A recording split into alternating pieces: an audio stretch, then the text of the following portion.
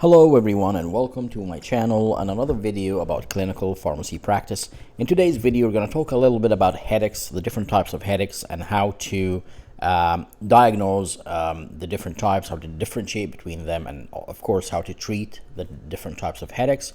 We're going to touch base on the available treatments in the market and also preventative treatments that are out there. First line, second line, and third line treatments, and what to avoid in those patients, therapies that might not work. So hopefully by the end of this presentation, you'll be more confident in recommending something for a patient with headache, and also you'll be more confident in actually diagnosing what type of headache the patient has before recommending something. For those of you who are new on the channel, this channel is all about clinical pharmacy practice. I teach you how to become clinical pharmacists, how to advance your career, and I also teach you how to pass your PABC OSCE exam if this is something that you're applying for. So make sure to subscribe to the channel and activate the bell so that you get notified of my future videos. Now let's get started with today's presentation. Now, a little bit of introduction at first. The estimated lifetime prevalence of headache is about 66%. We see about 14 to 16% of migraine headaches in practice. However, the most popular headache, I should say, is the tension type headache, with about 46% to 78% of the cases. And cluster headache is like the least common, with only 0.1 to 0.3% of the cases. Despite the tension type headache being the most prevalent, migraine type headaches are the ones who usually go to the doctor and seek help. So we see a lot of migraine in the clinics and in the hospital, more than the tension type headache patients.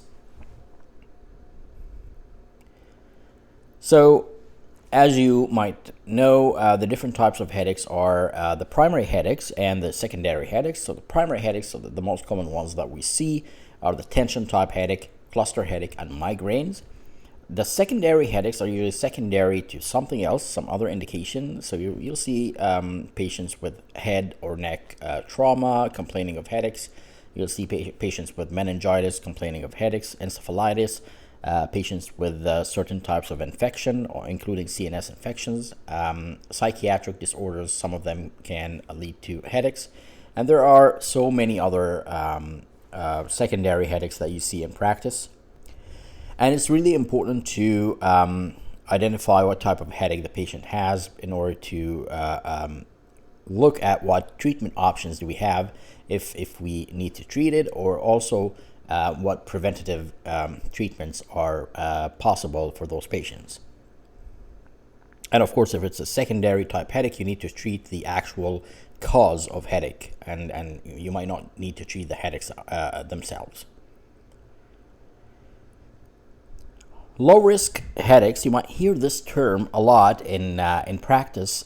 So those are the ones that do not require neuroimaging. So they are benign headaches that you don't have to send the patient for a CT scan or an MRI of the head and brain in order to look at the red flags that we're going to talk about later.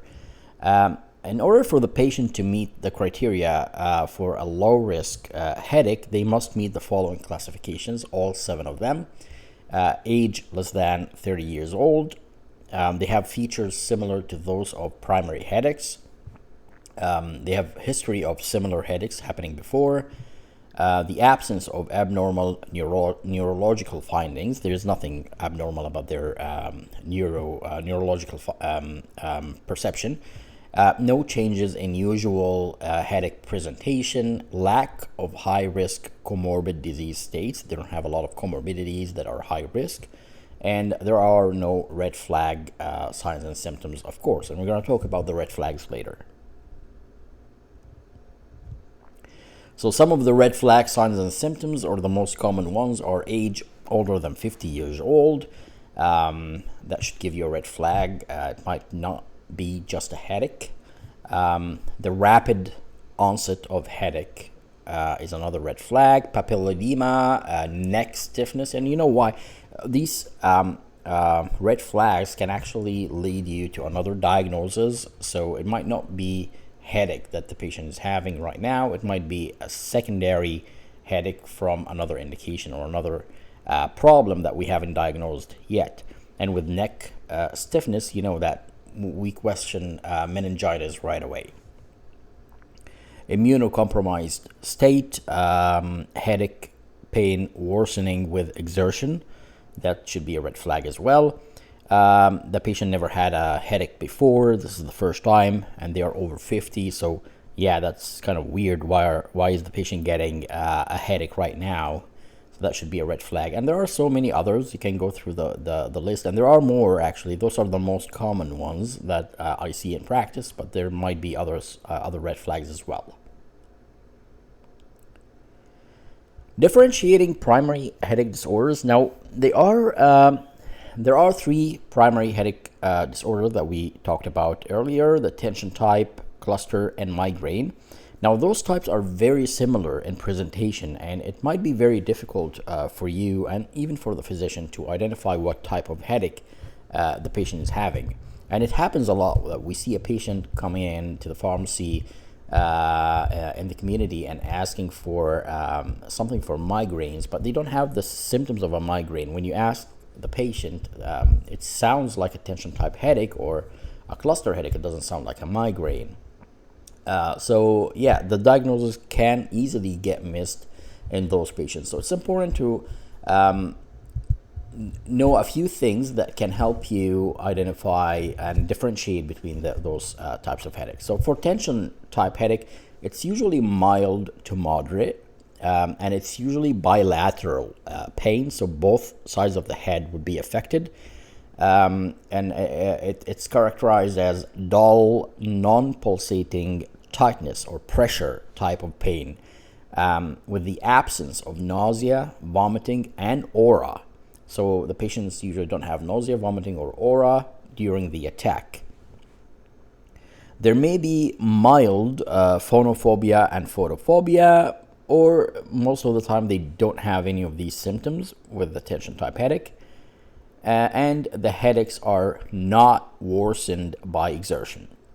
So if you memorize these few characteristics, you should be able to identify a tension type headache as soon as you ask the patient a few questions.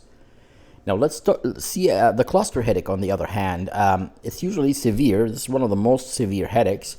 Excruciating pain, unilateral only, one side of the head, and that's what makes it look very similar to migraine headache. It has a sudden onset, usually no auras, and the attack looks like clusters of episodes lasting for days or weeks. But the most common thing with the cluster headaches is that they come with other symptoms such as conjunctival lacrimation, so the tears in the eyes, nasal congestion, rhinorrhea, eyelid edema, facial sweating, miosis, restlessness, or agitation. So these are very, very common in cluster headache only. You don't see them in other types of headache. So when you see these symptoms, or when you ask the patient if they have or had these symptoms, it can help you a lot in with your diagnosis. Now, migraine headaches could be with aura or without aura, and the patients that come to the clinic with migraines, most of them are actually suffering from migraines without aura. So those who have aura with a migraine are very limited number of patients and very rare. So let's talk about those without aura. They usually have 5 or more attacks of migraines in a month, and the headache usually lasts anywhere between 4 to 72 hours. Whether they take something for the headache or not, still lasts about anywhere between 4 to 72 hours. Usually unilateral, pulsating, and moderate to severe pain intensity. They need only to have 2 or more of these characteristics here in order to meet the criteria for migraine. So you don't have to have all 3. And actually, there's a 4th one also, which is worsened by physical activity. So worsening with physical activity can be one symptom to help you identify migraines. Remember that tension type headache here, it's not worsened by exertion. Neither is the cluster headache. Cluster headache is actually very severe that you won't even notice if it's worsened or not with exertion because it's very severe. But with migraine, they are usually worsened by physical activity. However, if they're not worsened by physical activity, but the patient has 2 or more of those characteristics, they still meet the classification for migraine. Also, during the migraine headache, 1 or more of the following characteristics might be present, which are nausea, vomiting, phonophobia, or photophobia. So any one of these, if they're present, that also helps with the classification. It helps to tell you that this patient might be having a migraine attack. Now, this is the one without aura. So what makes it different from the ones with aura? Pretty much same criteria as the ones without aura, but in headaches or migraines with aura, patients usually have something else. They might have some visual symptoms, some sensory symptoms, and it usually lasts, it's usually gradual and lasts anywhere between 5 minutes and 60 minutes. So that's what differentiates the aura migraine from the non-aura migraine. And again, the ones with aura are very rare to see in practice. I might have seen only 1 or 2 in the last 20 years. It's very, very rare. Now, you don't have to memorize all these characteristics, but it's good to have it in front of you when you're talking to the patient and counseling them if they approach you asking for a treatment for headache.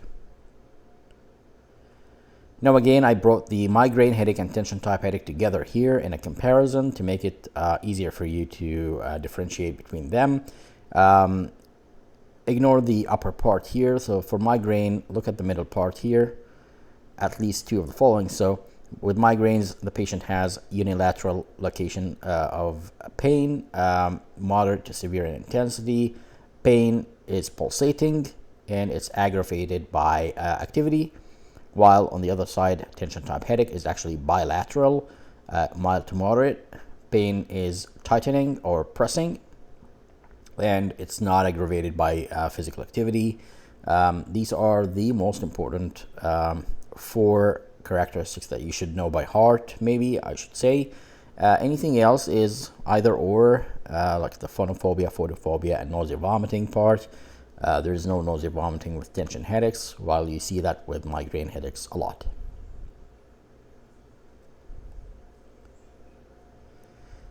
Treatment of, let's start with the tension type headache here. The first line treatments in those patients are actually the NSAIDs. So you have aspirin, ibuprofen, naproxen, diclofenac, and also the acetaminophen combo with aspirin and caffeine. I believe this is Excedrin.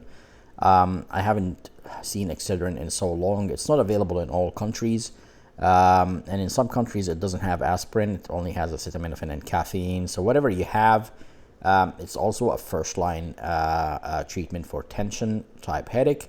Just make sure when you recommend one of these medications to gather enough information from the patient about their history, past medical history, what other medications do they use at home, are they on anticoagulants, are they on antiplatelets, just to recognize the risk of bleeding, how risky it would be for them to be on any of these medications. Also, elderly patients are very vulnerable, and those medications could actually cause acute kidney injury easily in an elderly patient, let alone the risk of bleeding and GI bleeds and all that stuff. So yeah, and if the patient is okay and they don't have any comorbidities and low risk of bleeding and everything, you still have to counsel them on the dosing, how to use the medication, but also the maximum dose. Always talk to them about the maximum dose, because with headaches, they can easily keep taking these medications without noticing how many they've been taking and end up with a GI bleed or even worse, an acute kidney injury as well. So yeah, we have aspirin, 500 milligram dose is good every 4 to 6 hours with a maximum of 4,000 milligrams. avoid in younger patients, younger than 19 years old. Also bariatric surgery patients, and this is available over the counter, so patient can easily go and pick it up over the counter. Most of these NSAIDs are available over the counter, with the exception of maybe diclofenac is not. Ibuprofen, a 400 milligram dose is good. If the patient is obese, you can go with 600 milligrams and repeat that every 4 to 6 hours. Maximum is 1200 milligrams, so if you go with a 600 milligram, don't exceed 2 pills a day. Same contraindications, same considerations here.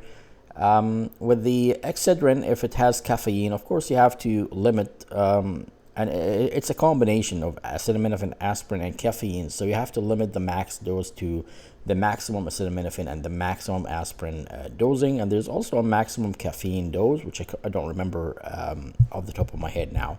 So basically, don't exceed 4,000 milligrams of acetaminophen. I'm pretty sure that the bottle would say that on the box. What's the maximum number of pills to take in a day? Again, this is available over the counter, so it should be easy. Careful with patients with liver disease. Naproxen is another good NSAID. However, like this guideline here says, take it every 6 to 8 hours. I never prescribe this more than twice a day. It's very harsh on the stomach, and the maximum is actually 1250 milligrams. So if each is 500 milligram, each tablet is 500 milligram, that would be 2.5 tablets max. So I'm not sure how the patient would be able to do it every 6 to 8 hours, but yeah, just twice a day is enough. Careful with the GI bleed as well, and renal failure patients. And diclofenac can be given at 50 milligrams 3 times a day as needed. So NSAIDs are basically the first line treatment of tension type headaches and the most recommended medications for that type of headache. Now, for the prevention of tension type headache, there is a limited evidence on that. So we don't have good data on what to use for tension type headache prevention. However, there are some options that have been tried, and they may or may not work, to be honest. So you might have to try one and see if it works. If it doesn't, try another one, and so on. Because again, like I said, we don't have robust data on the treatment of, the prevention of tension type headaches and what medications are the best. Among the options available out there are the amitriptyline. Amitriptyline can be given at 10 to 12.5 milligram at night, and then you titrate it slowly or on a weekly basis to a maximum of 100 to 125 milligrams at bedtime. Of course, you have to counsel the patient on side effects and make sure that the patient doesn't have any drug interactions or drug interactions or drug disease interactions, especially elderly patients. This may not be a very good option for them. Mirtazapine, 15 milligrams daily to a max of 30 milligrams a day over a week or two of titration. Mirtazapine, when we use it for depression, I believe the maximum dose is 45 or even 60 milligrams in trials, but don't exceed 30 milligrams, because if 30 milligrams are not working, then it's probably not the best medication for this patient. Another option is venlafaxine. Again, you start low and titrate slowly to a maximum of 75 to 150 milligrams daily, and you can see that the maximum dose is even lower than the one used for depression. Now, for the treatment of migraine headaches, the first line treatment is also NSAIDs. I have them down here, but they are the first line treatment as well. You should try them first, and if they don't work or they're not enough, that they work, they make the attacks less severe, but still the patient is debilitated and they need something else, then you move to the triptans, which are very famous. We have too many triptans in the market. Some of them, or most of them, are available orally, so oral tablets. Some of them are available in a sublingual or dispersible or dissolvable tablets, and some of them are available in injectables, and there are also some intranasal spray formulations. So they have too many different formulations from the triptans. Feel free to recommend whatever. The most commonly used ones are the oral tablets formula. For patients who get too much nausea and vomiting with their migraine attack, you might want to use something that is dissolvable. You just put it on top of the tongue, and then it dissolves without having to swallow the tablet and take some water with it. Or you can also go for the intranasal or the subcutaneous formula. Usually the injectable formulas are not given as outpatients, so yeah, it might be difficult for the patient to do it. However, I've seen some cases where you dispense the subcutaneous formula to the patient, and whenever they get the attack, or if they get the aura before the attack, they immediately take the injection and go to the pharmacy, ask the pharmacist to inject them, or go to the clinic and ask the doctor to inject them, and so on. So yeah, you have multiple different formulations from those drugs. Of course, they're all available by prescription, and they have so many drug interactions and so many contraindications as well. Make sure, if you are recommending any of these to the doctor, to go through the past medical history of the patient, to make sure that there are no interactions with any diseases that they have. Also, go through the list of medications, make sure there are no drug-drug interactions that can cause issues. They affect serotonin, of course. In migraines, in migraine headaches in pregnancy, I would not recommend these medications at all. So if the patient is pregnant, make sure if the patient is pregnant or breastfeeding, these medications might not be the best for a pregnant patient. Actually, there are very limited options for pregnant women having migraines, unfortunately, and they are pretty much limited to acetaminophen alone without anything else with it, which I would never recommend for a migraine patient because it doesn't really work. There is no evidence that it would work and help with migraine, but it will help a little bit with the pain for sure. But that would be one option because of its safety. The other option might be an NSAID like ibuprofen that has some safety profile, but again, I wouldn't recommend it in the last trimester. So in the last 3 months of pregnancy, patient might probably need to use only acetaminophen in this case, nothing else. But yeah, it's unfortunately there's nothing safe in pregnancy. We will better be safe than sorry, right? But yeah, so first line in migraines, NSAIDs and triptans. I think I have a bigger picture here of the NSAIDs. Same as before, same as we mentioned with the tension type headache, nothing different. And then along with the NSAIDs and the triptans comes the antiemetics, because remember we said earlier that with migraines the patient might have nausea or vomiting, so you might need to add an antiemetic, and metoclopramide is the most commonly used antiemetic. Of course, you can also use domperidone. Both of them have a side effect profile that you need to monitor for and counsel the patient about. But yeah, most patients might need an antiemetic as well. There's one more option for those patients who cannot take triptans, which is the ergots or ergotamine. They are not available everywhere, like not in all countries. I have not seen these medications in Canada in so long.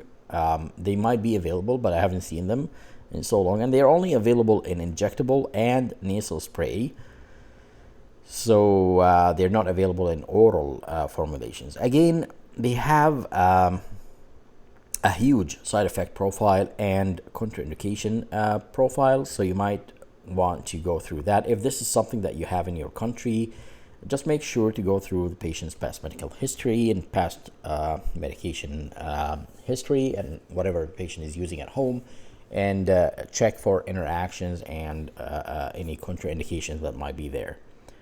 But yeah, that's another option if the patient cannot use a triptan, or maybe they used triptans and they were not very helpful. So that would be a second option, but it's not first line for sure.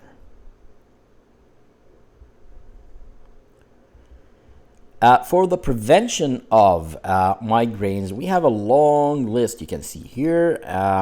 First line medication that we use, you probably already know: beta blockers, amitriptyline or nortriptyline, so tricyclic antidepressants and beta blockers. Those are the first line for the prevention of migraine. However, some patients cannot be on a beta blocker and they cannot be on a TCA or tricyclic antidepressant because there are some interactions or contraindications to the use. Maybe they are bradycardic. You can't use a beta blocker in them. So if you can't go with the first line medication, you can also look at second line options, and you have topiramate, candesartan, and gabapentin.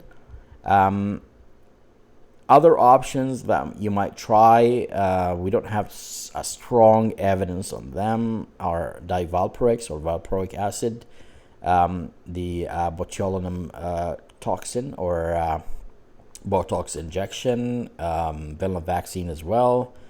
There are some over-the-counter remedies that may or may not help, such as the magnesium citrate, riboflavin, coenzyme Q10.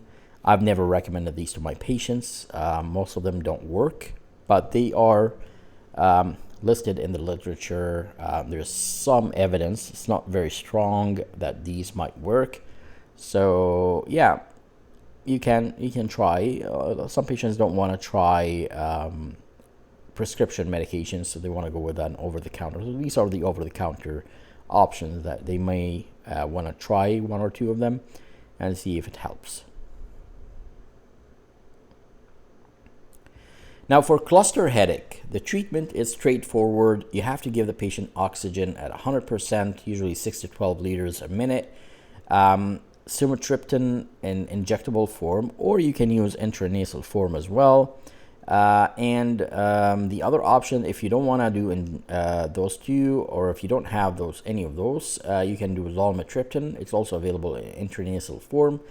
I forgot to say something about the triptans. Whenever you dispense them to the patient, you have to counsel them very well on how to use those medications, when to repeat the dose, and the maximum dose in 24 hours. It's very important to mention that because patients can easily overuse them, and we see a lot of patients who come back in a few months with a heart attack from the medication. So you don't want that to happen in a patient. Just make sure to counsel them very well on the maximum dose per day on each one of them. Now we see a note here that says there's no evidence supporting the use of oral triptans in cluster headaches. So basically they tried oral triptans and they don't work with cluster headache. This is the one that we said earlier that it's the most severe headache. So don't waste your time recommending an oral if the patient has a diagnosis of cluster headache. Just go for injectable or intranasal. For the prevention of cluster headache, we have a few options that have been tried in the literature. However, again, they may or may not work. First line was verapamil with better data than the others, and the maximum dose here was 480 milligrams a day. However, in some patients in the literature, they went above 480 milligrams a day and it was still safe and helpful. So, but I would go with whatever is in the monograph of the drug, so don't exceed the dose that the manufacturer recommends. Another option, which is the second line here, is lithium, but lithium also comes with a lot of side effects and interactions, so you might want to check for those. Even verapamil, by the way, it comes with a lot of interactions, especially drug-drug interactions, many side effects that the patient might not be happy about. And then there are some other therapies that may or may not work, such as topiramate and melatonin. Melatonin is over the counter. You might want to add that to any of these options if you're trying any of these options and the patient is not getting optimal response. You might try melatonin as well to help with the prevention of cluster headache. And then down here I have a note: if the patient has more than 2 attacks every day, consider transitional therapy while verapamil is built up. So verapamil takes time to work, so you might want to give the patient some prednisone, or recommend some prednisone along with the verapamil for at least 5 days, and then taper it down until verapamil starts kicking in, and then you don't need the prednisone anymore. And this is from the Toward Optimized Practice book. When to consider prophylaxis? Of course, you might have seen patients with migraines or headaches that are not on prophylactic therapy. Yes, because in order to be considered for prophylaxis, the patient might or should have certain criteria, or should meet certain criteria to be considered. First, recurrent migraine attacks are causing considerable disability despite optimal acute therapy. So the patient is on optimal therapy for migraines or for headaches, but they're still getting those attacks that are disabling.